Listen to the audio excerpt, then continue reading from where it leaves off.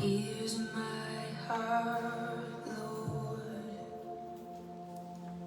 Here's my heart, Lord.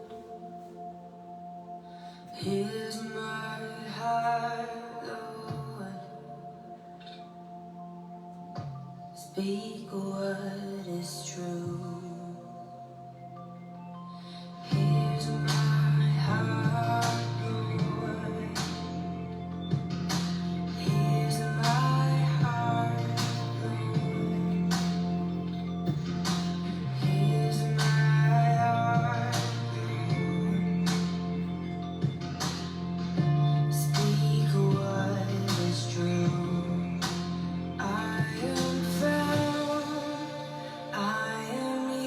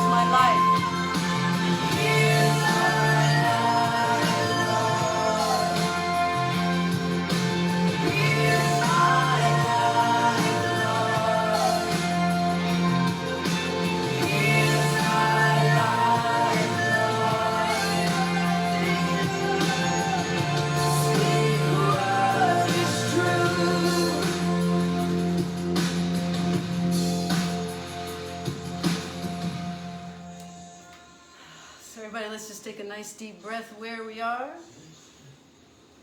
Get prepared for this time together this evening.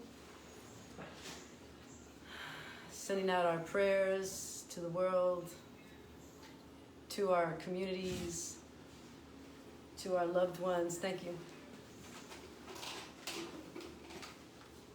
Reaching deep within ourselves to find that place of peace and willingness and openness. The place where we remember our unity with one another.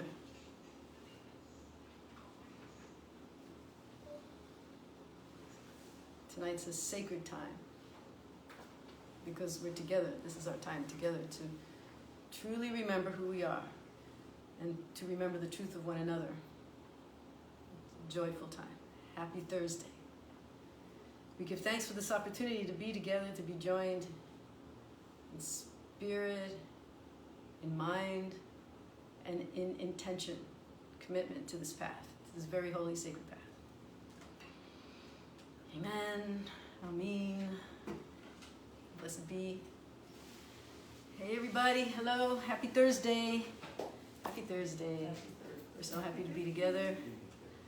I guess, Tanzua, you were trying to let me know that the letters were not... Yeah, sorry about that. Well, anyway, I was blocking your way, so you couldn't see the letters anyway. And I can't adjust that without going into the settings. So maybe later I can do that during the next piece. So hi everybody. I'm sitting here blocking the words of the letters because I had a fall this week. I'm a little bit injured, and so I'm trying to stay a little more still than usual, which is not my norm. My norm is to be zippy and moving around, and so I'll move in my chair and try and stay here as much as possible. So welcome everyone. Happy Thursday. And Reverend Stephanie is with us. Last time she was here, she was minister in training, Stephanie. Yes. And every time on Thursday would come, I'd be like, are you coming? I'm preparing for my finals seminary. I'm preparing for my dialogue. She just was held up by the high standards that we hold at seminary, and she met all of them. And she was here. True that. High standards. And we do services throughout the retreat weekend, and in one of the services we played "Here's My Heart," and that was really a nice surprise for you. Yes, she got all. Yeah, she was crying. Oh, it's my song. And it's all our song. This is our song. And we sing it all. Hopefully you all know the words by now. When we get to the chorus, we sing it together, and it's just this wonderful moment of unity, consciousness, connection, and you feel that connection, and I love that. It's what the Course in Miracles calls the holy instant, where everything else is suspended in just that feeling of truly being connected to spirit. And I'm so glad that we have that. Hopefully you all have that at some point in your day every day, but at least we can all share that together on Thursdays. So welcome everyone. I have a few announcements. First of all, Happy Hanukkah. Happy Hanukkah to all who celebrate. Today is the first night of Hanukkah, and it's... Pardon me? I meant to bring our Hanukkah so we could... Well, I'm sure that right now, in this moment, there are a lot of people who are lighting their Hanukkah candles and saying their special prayers. Stephanie, would you like to say the opening prayer for the first lighting of the Hanukkah candle? The actual, yeah, sure. Great. Threw you on to surprise, but if you don't mind, you want to... Just gathered myself. Just... Do I go over there? Can you hear everybody? Yes? Sure. Okay. Yeah. I'm assuming they can hear you. Okay, go ahead. Are those lights? No. I just want you to say the prayer so everybody hears the prayer of the Hanukkah opening prayer. You don't have to actually light anything. All right, wait. Here you go, Stephanie. You take this one to light it, and I'll do this. So here's the thing. Wait a minute. Wait, I'd like to take a step back. In the course of studies, the first year that my students go through, it's wisdom studies, learning the different religions and the rituals of those religions, the prayers, the energy practices, and all that. In the second year, they learn ministerial duties. And one of the things that I tell them is that you never know when someone's going to ask you to pray. And so that happens. And it happens here with Lisa. I gave her a little task and she rose to the occasion. And I know Stephanie prays and sings with her dad very often. She even sang at her ordination. So in honor of her first public appearance as a minister, she's going to say a prayer for us. In fact, yeah, you want to come over here? I'll shoot. Looking good, Steph.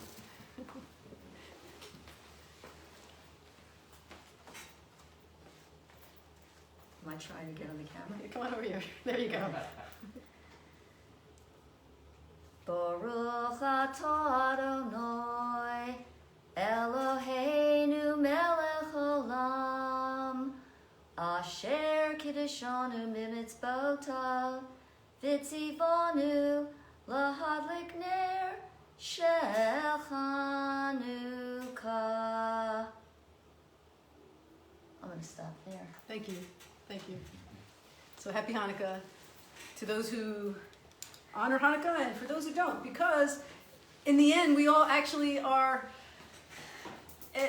we are all appreciative, and in the holiest of seasons where so many holy days come together, and they're all about light. Yeah. You know, so I love that Hanukkah is kicking off the holy season with the reminder of light.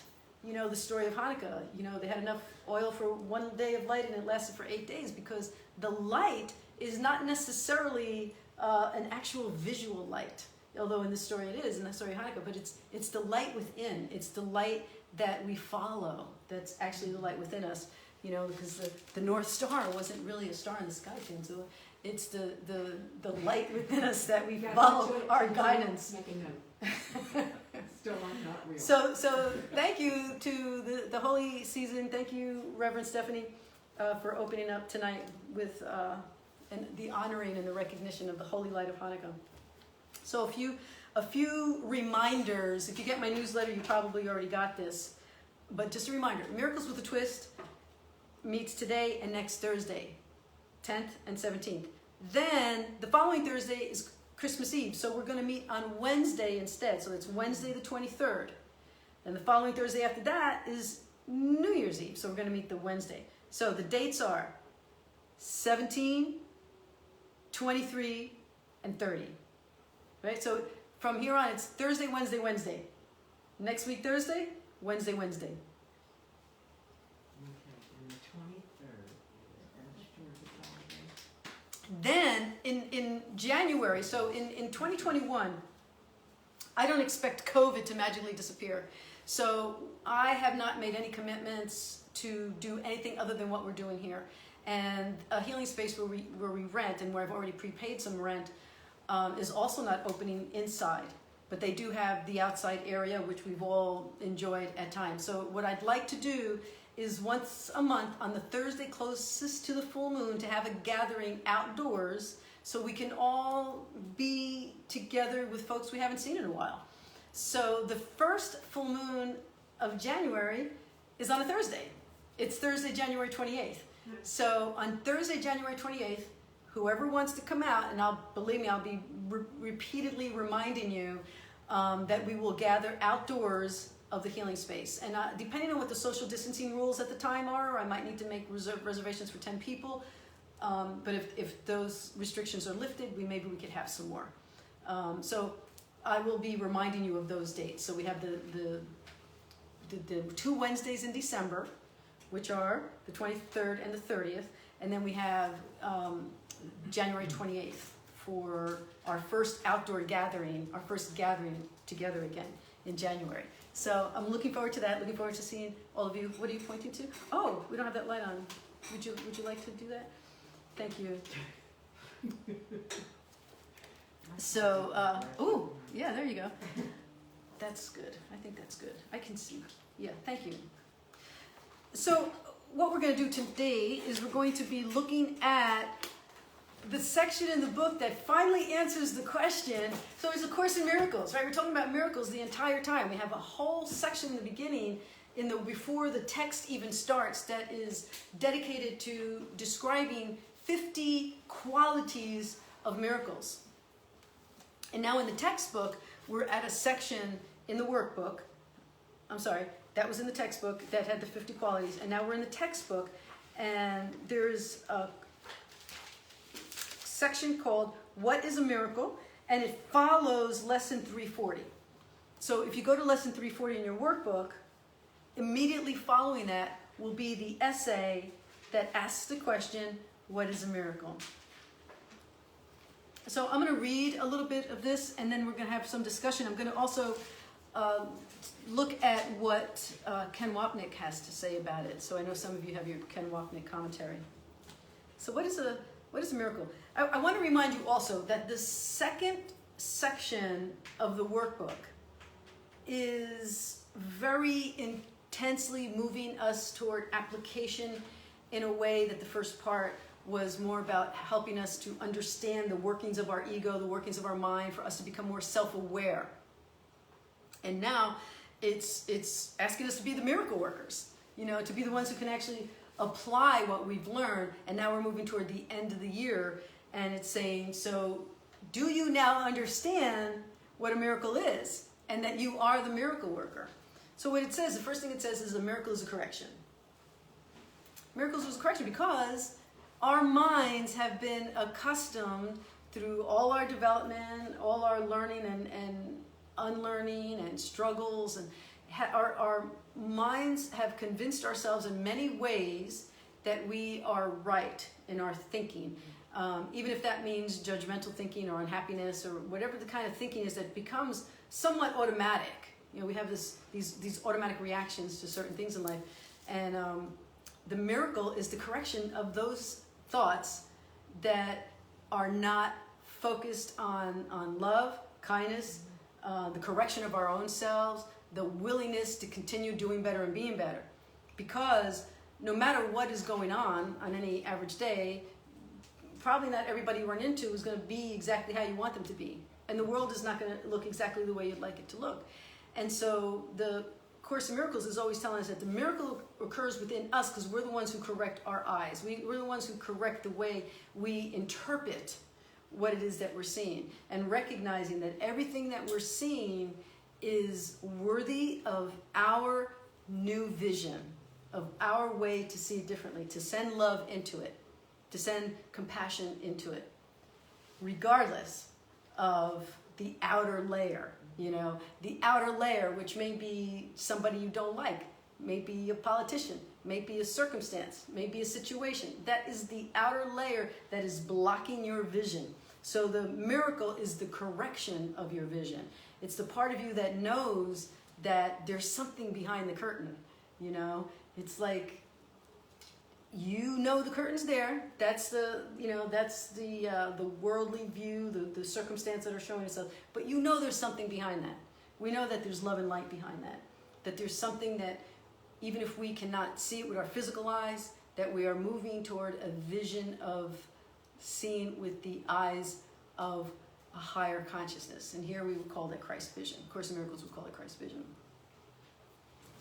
So a miracle is a correction. It does not create nor change at all. It merely looks on devastation and reminds the mind that what it sees is false. It undoes error, but does not attempt to go beyond perception nor exceed the function of forgiveness, because it's always going to come back to that. It's always going to come back to the function of forgiveness. What are we forgiving? We're forgiving what we see. We're forgiving our upset. It's not that you're not going to have an upset, but you don't have to let your upset define you. If something doesn't go your way and you get upset about it, and you vent, you tell your friends, you complain, and then if you have the desire and the willingness to see things differently, you can then make the decision to correct yourself and to say, I'm not going to take this into tomorrow. I'm not going to let this go on and on and on. It's just a moment in time. It doesn't have to define me. It doesn't have to control the way that I choose to see things differently, that I choose the correction of my mind. I choose the correction of my vision. And it always comes back to choice. Always comes back to choice. And sometimes we get really just caught up in appearances. And I had to laugh at myself because last week, you all know I always wear a cap when I teach or preach anytime, it's part of my vestment as a clergy person. And last week, some caps don't stay on as well as others, right? So last week I had like this cap that had sort of like a silky lining, and I should have had they have these inner cap things you can wear. They're kind of like wig stays or something. You can put it on and keep it little. And I'm talking to you guys, and all of a sudden the cap falls off, right? So I just take it and I just slide it back down. And when I go back, I'm looking at the video later on in the week, and there's like these hairs just going straight up like this. And I'm like, if nobody's ever seen me before, and there's something like, what's that crazy lady doing? Like, do not go back to that channel. She's scaring me. And I had to laugh at myself because I was just like, really? Am I going to get worried about, this crazy moment of crazy hair? And then I was telling Tanzua, oh, thank you. I think my blouse was too big and it made me look fat. And she was like looking at me with the world's eyes, like, why don't I just practice what I preach? Let's not worry about all that stuff, So I'm just humbly confessing to you that I got caught up in a moment of vanity and, worrying about appearances. Was that as important as the message? Because believe me, this message is not all about me. It's about what comes through me. And there's plenty of times when I have to go back and listen because people are talking to me about it. I'm like, is that what I said? Because it's really not what I said. That's what Spirit told me to say. So sometimes I go back and I look and I listen. And then I see my hair, And I'm like, oh, that's crazy hair. So I was being humbled. I was being humbled by Spirit. So let's not get too wrapped up on appearances. Not of ourselves, but certainly not of others. Those places where we send our judgment. We send, this should have been done differently, and what's going to happen to the world because that's happening that way. And, this week I actually spent a lot of time at making fun of myself because whenever I'd hear something on the news or something bothered me, I would think, that's no different than me with my crazy hair. That's just, let me just remember that person is just having a moment of crazy hair. I'm seeing this appearance of craziness and it's my idea that it's craziness. That's only my interpretation. Right? So we keep coming back to how do we change our vision so that we don't have to be so judgmental and so unhappy and so unkind even in our thoughts. So it says here, let's go to paragraph 2. A miracle contains the gift of grace, for it is given and received as one. So as you make this decision to change your consciousness, to be more forgiving of yourself and of others, and you decide you're going to see something, you're giving something that's being given right back to you. Because even if that person doesn't change, there is something within you that is changing. There is a peace. There is a peace that is being unveiled, right? A little piece of the veil is being taken off of our hardened hearts so that we finally get to that place where we spend much more time being peaceful and loving than we do being judgmental and upset. We start seeing that change in ourselves, right? We start seeing that we're moving toward a place of moving more quickly out of our judgmental mind. Hopefully that's what we're doing. So that's the gift, right? That's the gift of grace. A miracle inverts perception, which was upside down before, and thus ends the strange distortions that were manifest. Now is perception open to truth. Now is forgiveness seen as justified.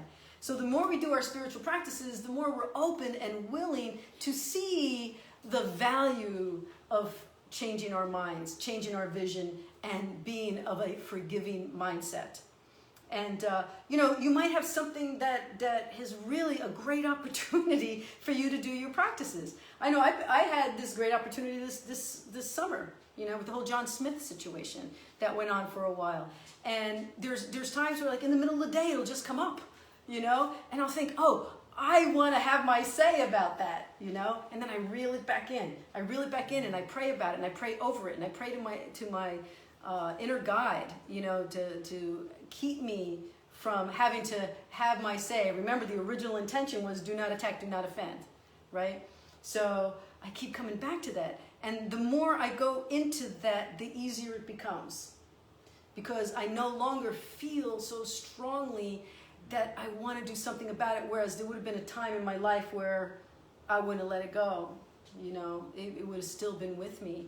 And I am grateful for the Spirit that moves, that is available to all of us, to move us out of our angst when we are willing to see things differently. I can't say I always stay there. I don't always stay there. I got friends who know me.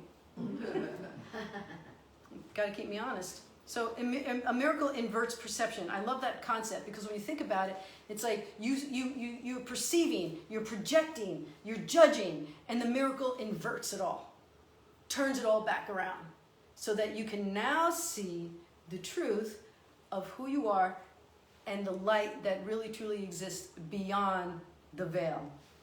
Beyond the veil of lower consciousness, which is what you're projecting and looking at, you know, with your upsets, our upsets. Or maybe it's just me. Then it says, forgiveness is the home of miracles. The eyes of Christ deliver them to all they see and look upon in mercy and in love. Perception stands corrected in his sight, and what was meant to curse has come to bless. What was meant to curse has come to bless. So wouldn't it be nice if the majority of time thinking of John Smith, I could just want to bless him, you know? And that's what the opportunities are, you know, to see what are we made of. Like, how willing are we to get to that place where we can just bless the person who has cursed us and who has hurt us? And when you realize you've gotten there, what have you lost? Nothing. You've lost nothing. You might think you've lost the opportunity to go and curse somebody out or bang on a door, but thank goodness you didn't do that. Well, I think Thank goodness I didn't do that. that was like when Jesus was on the cross and said, you know, Father, forgive them, they don't know what they're doing. He took their power away. They were there, they wanted to torture him, make him miserable. They had physically, you know, done horrible things to him, but to his essence. They know not what they're doing. Yeah. And it's interesting because a lot of people think that, oh, they don't know how bad they're being, but that's not what he was saying. No. He's like, they don't really know. They don't really know that it's such a place of forgiveness to be able to say that in the end, you're hurting yourself. You're hurting yourself. You're hurting your own ability to be a person of peace and loving and kindness by condemning somebody else to death and all the torturing. And he said, forgive them, they know not what they do. And they were powerless to him. You know, it took away their power. Took away their power because ultimately we are not a body. Right. You know, you can hurt the body, but you're really not hurting the truth of who anybody is. Did you want to say something? No? Forgiveness is the home of miracles. The eyes of Christ deliver them to all they look upon. I love that line. It also says, each lily of forgiveness offers all the world a silent miracle of love. And each is laid before the Word of God upon the universal altar to Creator and creation in the light of perfect purity and endless joy. I'm going to take a moment to step away from that to clarify a few things through the wise words of Ken Wapnick. So if anybody's following along or questioning what I'm doing, I'm in the text, What is a Miracle? We've looked at paragraphs 1, 2, and 3. Let's go on to 4 before we go to Wapnick. The miracle is taken first on faith, right? So you're stepping into faith. Any of you who are taking this path, you're stepping into faith. You're looking at it as a willingness, number one, a trust that it will work. It's like going to the gym, right? I need to tighten up, I need to do this, the trainer says to do that. I don't have a trainer, Pam has a trainer, right? You trust your trainer, right? When your trainer tells you to do certain things, you do it because you feel like, oh, it's going to strengthen my knees, it's going to strengthen my back. I might not like it in the moment, but you do it. And then you start seeing that it's working. And that's why you go back and you keep doing it. It's the same thing with our spiritual path. You know, when we give up our need to attack or counterattack or retaliate, get revenge, or to smear somebody's name because they smeared yours. When you find that that is no longer your driving force, then you wonder, well, what is the driving force? And what the driving force is this desire to be at peace, to be in a place of truly feeling that you can be at peace without all that other stuff. So you take it first on faith because to ask for it implies the mind has made ready to conceive of what it cannot see and does not understand. So you're asking for something that is beyond what you can see, or maybe perhaps what you can even understand in the moment. And you're just saying, you know, I'm willing to walk in faith. and in trust. Faith will bring its witness to show that what is rested on is really there. And thus the miracle will justify your faith in it and show it rested on a world more real than what you saw before. What's more real? What's more real is the place beyond this place. The place of peace, that place that feels like you're on the lawn of heaven, as what Course in Miracles says, when we're truly living the happy dream, we've stepped on the lawns of heaven. And thus the miracle will justify your faith in it and show it rested on a world more real than what you saw before, a world redeemed from what you thought was there. So you're the one who's releasing the world, because you're no longer projecting what you wanted to do for you in order for you to have peace. Doesn't mean it's going to change. I've said this before. A lot of people believe, and there is a school of thought that says, if you change how you see things, the things that you see will change. And of Course in Miracles isn't telling us that, because that may let you down if you see that it hasn't changed. What it's saying is, if you change the way you see things, your heart will change. If you change the way you see things, your heart will change. And you can be at peace, regardless of what continues out there. So Ken Wapnick, since you have the Ken Wapnick book, I'm looking at page 181. He says, this is one of the more important parts of the 14 summaries in part 2. Remember I said we're in the second section of the book, of the textbook, and we have occasional summaries. He says, this is the most important part. Because as the focus of A Course in Miracles is on the miracle, which is why it is part of the Course's title. It will be clear as we go through this, as well as in the lessons to come, that Jesus treats the roles of the miracle and forgiveness synonymously. That's why whenever we talk about miracles, we talk about forgiveness. The miracle is the goal, forgiveness is the tool. It would be different to regard them as significantly different, as they are really aspects of the same. It would be difficult to regard them as different. However, more often than not, Jesus gives the name forgiveness to the process of changing our minds, and the miracle to the realization that our minds are the cause of the dream. Then he goes on to say, he's talking about where we talk about miracle as correction.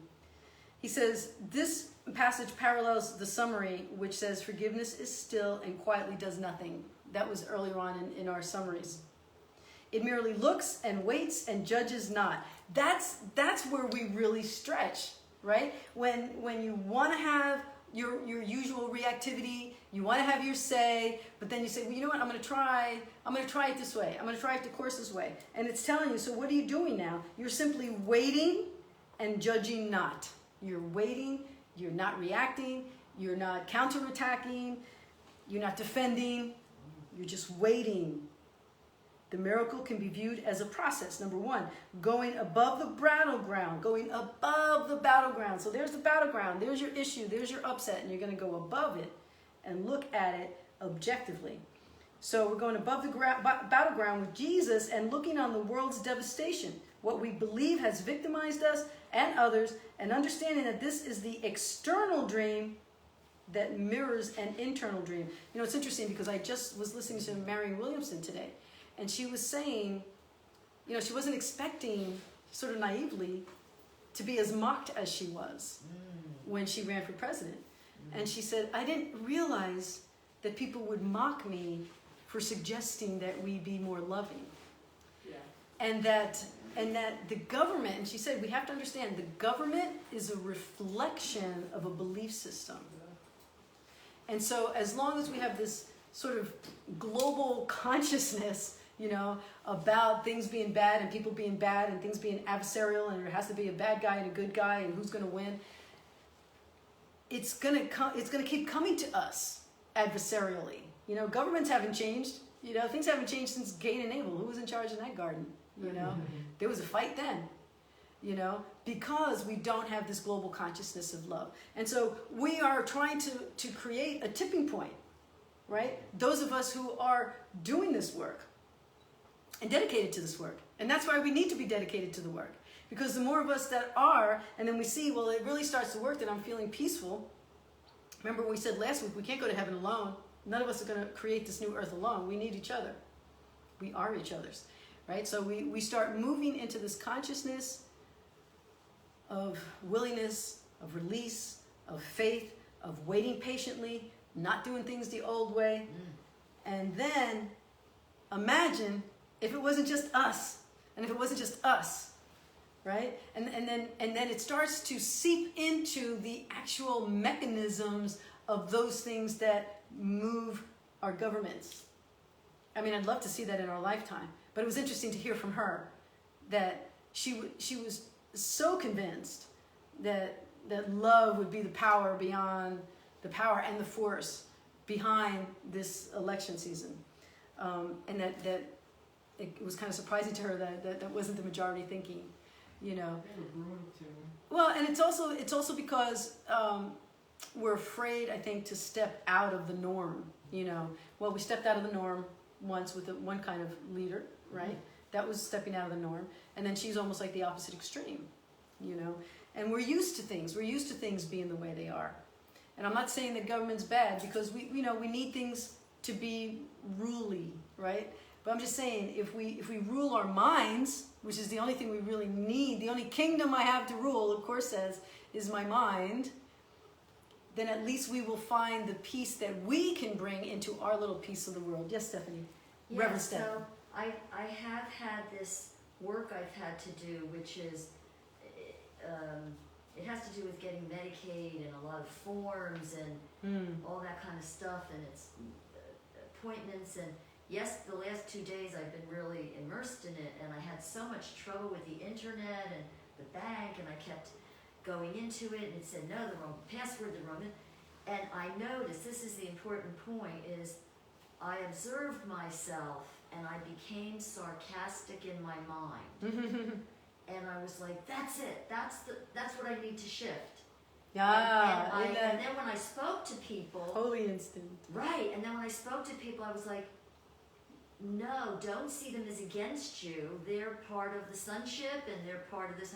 Wow. And so it was so interesting to observe it and to realize that the focus. And in the past, I mean, I would have just been Yeah. And so- Noticing the difference in yourself. And the thing I want to say is, in relation to what you said about Marion Williamson, I realize, like, I feel that our culture wants to see love as soft.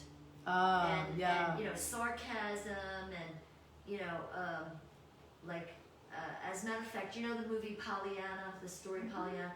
And there's so many negative attitudes towards her, but if you And really, she's adorable. but it's not just she's adorable. Wonderful. It's not just she's adorable. I taught this movie like 50 times. Mhm. She's strong. She Right. doesn't, she's actually really firm, and she's fighting, you know, like she works to have goodwill for people, but that's not our cultural agreement. So, I mean, so I saw in myself, I'm still shifting that belief in myself. I And love it's being good to see. Pollyanna. I love that I story. like I love that story, Stephanie. I hope you all got to hear that story about how she shifted her. She was listening and watching her own mind, because I was listening to Ram Dass, and we're actually going to listen to Ram Dass together in a minute. But I was listening to a story he told about going to speak, and whenever he went to speak, he always asked for what is called a boom microphone. And I don't know if all of you know what a boom microphone is, but it's actually what we used for you when we did your live stream. And it's a microphone that can be sort of manipulated so that you don't have to be up in front of it. You know, it can be anywhere. And he went to this, he went to this function, and here's Ram Dass, you know, he's loving, kind, amazing, higher conscious guy. And he walks into this room, and they don't have a boom microphone.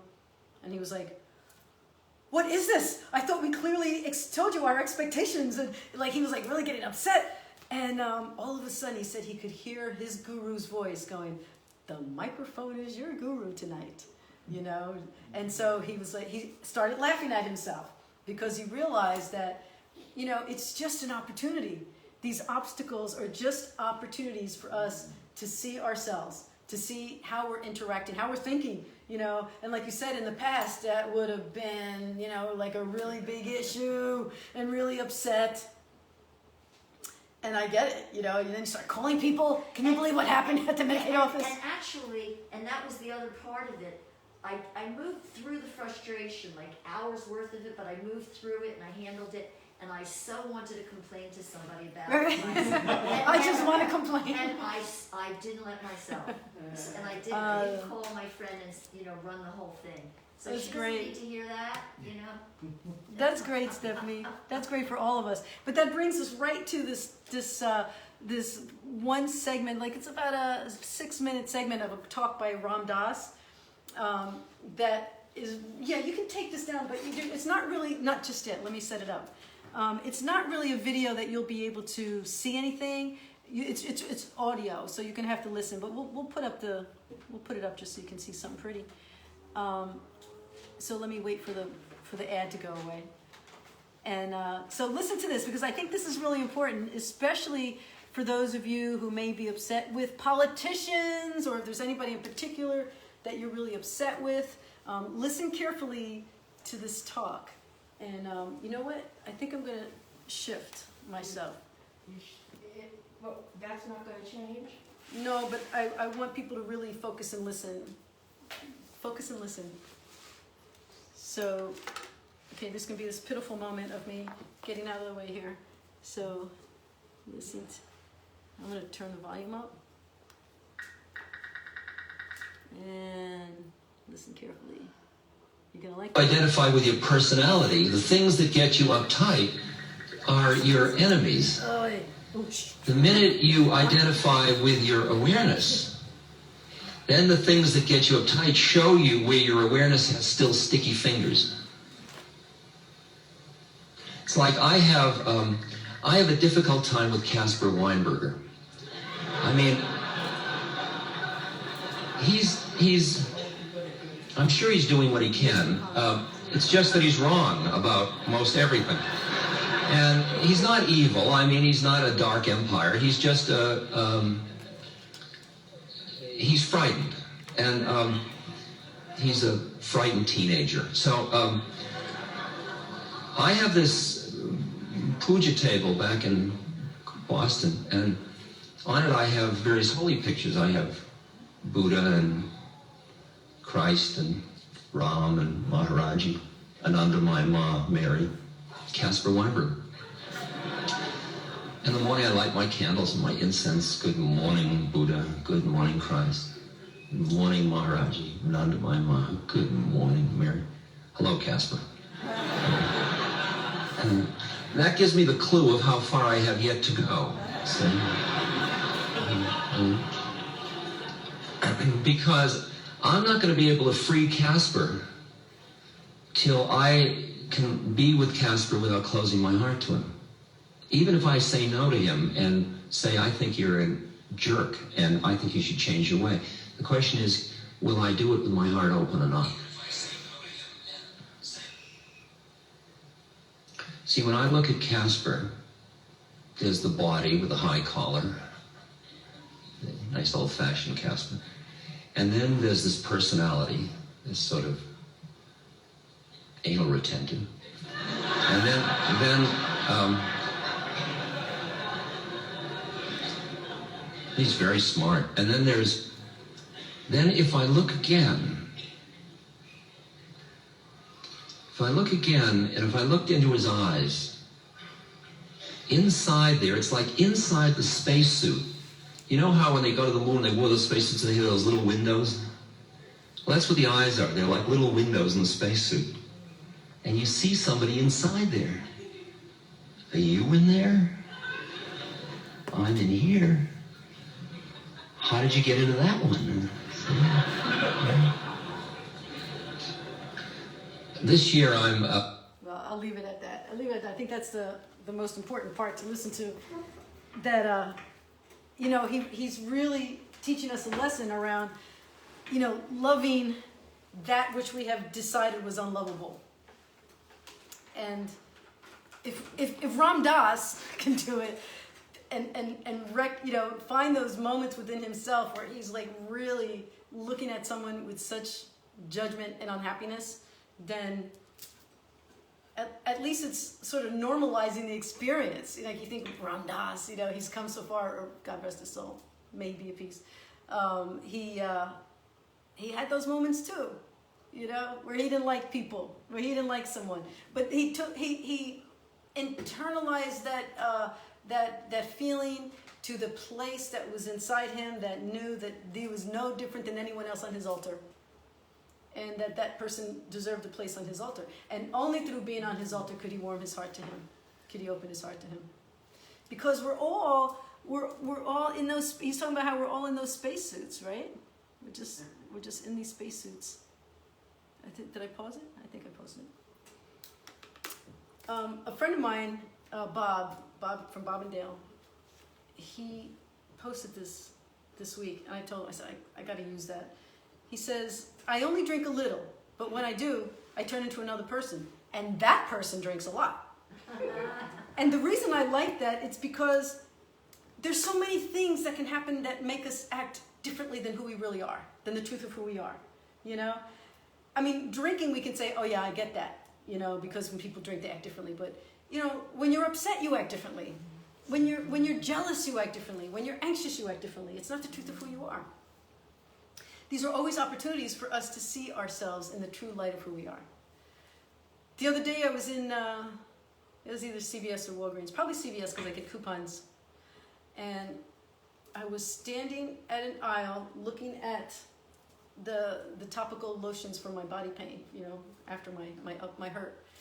And I was fairly close to the shelf that I was looking at. And I heard this man screaming. And he was screaming, "Get out!" And I looked over, and he was screaming at me. And he went, "Out of my way! Out of my way! Out of my way!" And I was already pretty close to the shelf, so I wasn't quite sure where to go. But I also knew that he wasn't really talking to me. He wasn't really seeing me. In fact, his eyes were so out of it. And my heart was beating really hard because I thought, you know, if he's having a psychotic moment, he might, you know, lunge at me or something. But I just took a breath and I stepped closer to the shelf, and I kind of looked at him and I went like this, like, you know, I'm making space for you. And he walked past me. And then I kind of stepped away from the shelf and he came back and I was like, "Whoa," you know. And then he went up and down and up and down. And I just, you know, I just prayed for him. You know, I just said, I know he's not himself. I know that, I don't know who this guy is, but that's not who he is. He's not this guy who goes screaming in the Walgreens. So finally I started walking toward the register, and he confronts this other woman, and he says, "Stop looking at me." And she says, "Why are you yelling?" I mean, she matched his volume. Wow. "Why are you yelling at me? Put your mask up and get away from me." And they start screaming at each other, right? So then she has a friend, and her friend's like, "What's going on here?" And by that time I got to them, and I said, "It's okay, just let him walk away." And by this time he was already walking away. "No, no, no." And I said, no, it's okay. That's not who he really is. And they just like looked at me like, maybe you're crazy too, you know? And then the other lady who was gonna help, she goes, "Yeah, you're right, that's not who he really is. He's probably he's probably like lost his mind." And then they calmed down. But I thought this could be one of those moments that goes viral, you know, these people screaming at each other, but they're not who they are. Who are you screaming at? You're screaming at someone who is not real, not really showing you their true self. And that's what Ram Dass is saying, you know, whether it's Casper Weinberger or Mitch McConnell or anybody that you are triggered by, your mother-in-law, your uncle, whatever. That which triggers you is not the truth of who they are. So I don't know whatever happened to the guy at the Walgreens, but I wasn't upset with him, you know? Like, he was screaming at me, but it wasn't me. It wasn't personal. That's not to say that if he got to know me, he would like me. He might still dislike me. He might still want me out of his way, but he wouldn't have to scream, you know? It wasn't the truth of who he was. So, anyway, how's our time? What's our time like right about now? 7:50. Oh my goodness, how'd that happen? Time flies when you're having fun. Time flies when I'm with my people, the people I love. Okay, I just want to remind you of a few things that came up this week that I thought were really worth looking at. Lesson 345. it says, I offer miracles today, for I would have them return to me. Without even going through this whole lesson, it says it all right there. When we have our upset, when we have our consideration of not being kind, a consideration of, you know, having our say or gossiping, we're not offering miracles. But when we do offer miracles, they are returned. They are returned to us.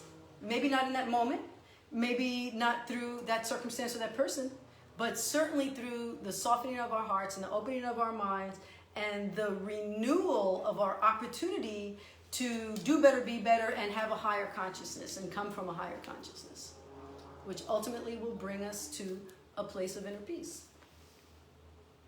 And then 346 said, today the peace of God envelops me and I forget all things but his love. Wow. Imagine if you can feel so at peace that in the course of the day, you can see everyone as that crazy guy at the Walgreens. You know, oh, that's just not his real self, you know? And I will look at that person with the love of God that is within me and just be loving. It's just really the goal within ourselves to have that. You know, if that's just your goal on a daily basis, to just say when you wake up in the morning that I want the peace of God to envelop me and to forget all things but his love. And to forget all things but his love, maybe, you know, that for me brings up some like old Catholic or Christian things about how, you know, there's this other person who's loving me. That's not what the Course is saying. It's saying that the God self that we're talking about is a symbol of love. So if you are enveloped in love, then you will be loving and you will receive the miracle of love. It will be reciprocity in your growth and in your consciousness. Not like you're, you know, a good girl waiting for daddy to say you've been good today. It's not that. It's about joining in the energy and the force field of lovingness, so that when you do run into something that in the past may have upset you, you can just say, hey, that's like Caspar Weinberger on Ram Dass's altar, right? You just do that. Okay, so I have a really nice end song for you guys today. It's, you might have remembered The Prince of Peace was a movie that came out years ago. It was like a cartoon version of the story of Moses, and Mariah Carey and Whitney Houston played the theme song called When You Believe. It was really very beautiful. But I have the Pentatonics version of that. So I hope you'll enjoy it. And I'm going to play it now for you. Oh, you might see some things happening in the background because we didn't cover that up, but that's okay. We're going to do this. We can have our technical moment here. All right, enjoy this. Here we go. We've prayed with no proof anyone could. Is it background? Is it background? Backwards, I It's a mean? hope for some we barely understood. Now we are not afraid, although we know there's much to fear. We were moving mountains long before we knew we could. There can be miracles when you believe. Though hope is frail, it's hard to kill.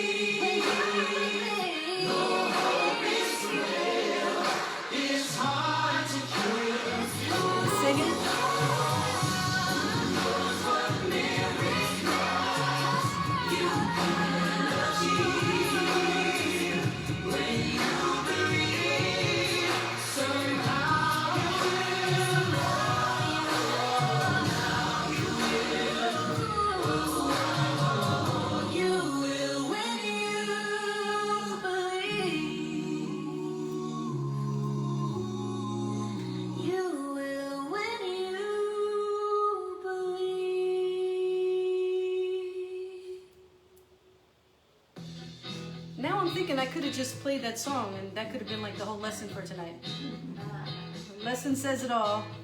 And as always, I'll post it on the page, and I'll send it out to those of you who are on my text group. So, our final prayer for the evening. Peace to all seeking hearts today. The light has come to offer miracles to bless the tired world. It will find rest, for we will offer what we have received. Amen to that. Amen. Amen to that. Thank you, everybody. See you next week. And it'll be on again. Many nights we've prayed Thank you. with no proof that Can somebody turn this off? anyone could hear. Can you double check that? Hearts are hopeful, some Here, pass it to me. undeceived. Now Background. we are not afraid of the It takes a team. Yes. Thank you, team. I don't know how to get it on. No, I know. Everybody. Thank you. See you all soon. See you How all. do you get it out? But that's